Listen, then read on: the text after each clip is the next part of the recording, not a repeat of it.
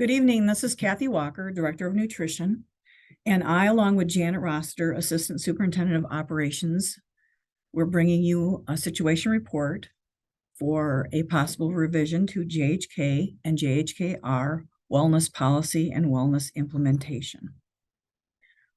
This aligns with our Student Results Policy 3. USDA requires that our district has a wellness policy and that we have a wellness committee that meets. And so I am suggesting that we make changes to our policy, and that would be to add student to our policy title and student to our wellness committee name, because we do have an employee wellness committee and employee wellness policy. And so it's important that we differentiate between the two policies and the two committees. Another suggestion that I'm making is that in the future, the board may want to decide to look at other types of physical activities for student credit. And taking out a little bit of language out of our policy allows for that in the future. I also provide a link to the Employee Wellness Policy, GBEA, and I'm adding language to expand information on how we disseminate information out to families. Suggested changes to JHK-R would be, again, adding student to the title.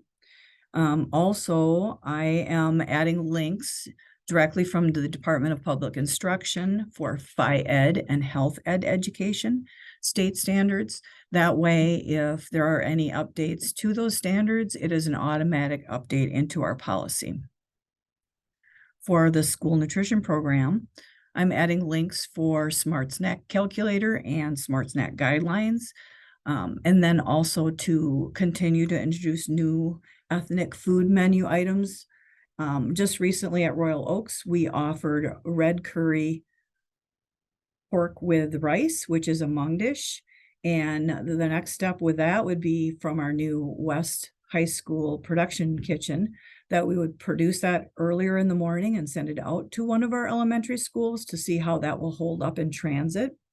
And for the time it takes to serve all the students, what is the quality of that product, and hopefully add that onto our menu. And we have multiple other new ethnic and cultural menu items that we're looking at sampling with students, because obviously we want to make sure that they have input into what goes on our menus.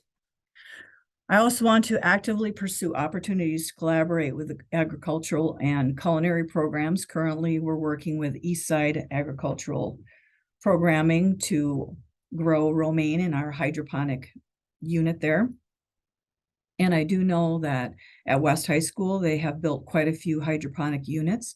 So hopefully we'll be able to reap the benefit of that produce, and even possibly send some out to our elementary schools if there's enough. Another great program through the culinary arts is that we are looking at designing and purchasing a food truck.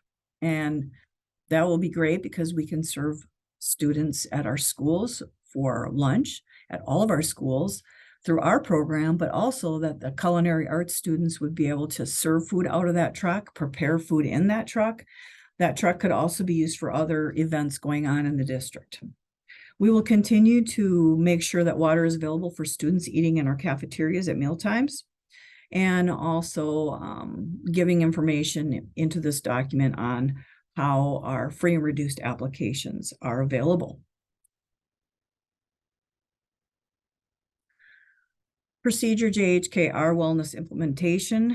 Suggested changes also would be for the school environment, and that's nutrition and wellness promotion in the schools.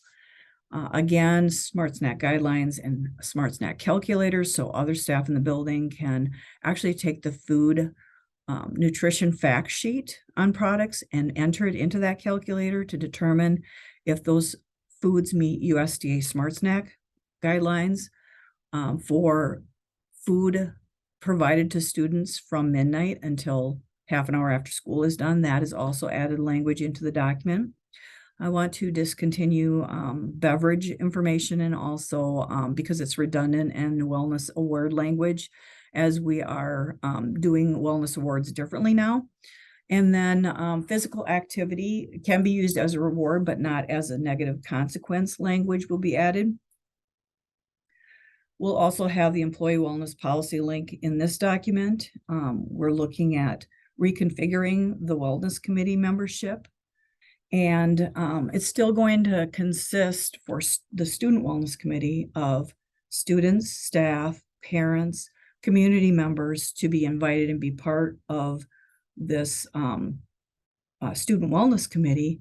But also we feel like it aligns well with our employee wellness committee. And even though it'll be separate meetings, the district wellness coordinator will also be the student wellness chair. And then I'm adding to this document how we actively disseminate information from the student wellness community out to our Sun Prairie parents, caregivers through many different avenues. Here are the key words at key times. And so what I am doing is recommending to you on behalf of the superintendent, Brad Sarin, that we approve, that the school board approves policy language changes to policy JHK wellness policy and procedure JHK-R wellness implementation as required by USDA regulations and as listed in attachments 3 and 6 that you have received. Now, if you have any other questions, please feel free to ask. Thank you so much, and thank you for supporting the nutrition program and wellness in our schools.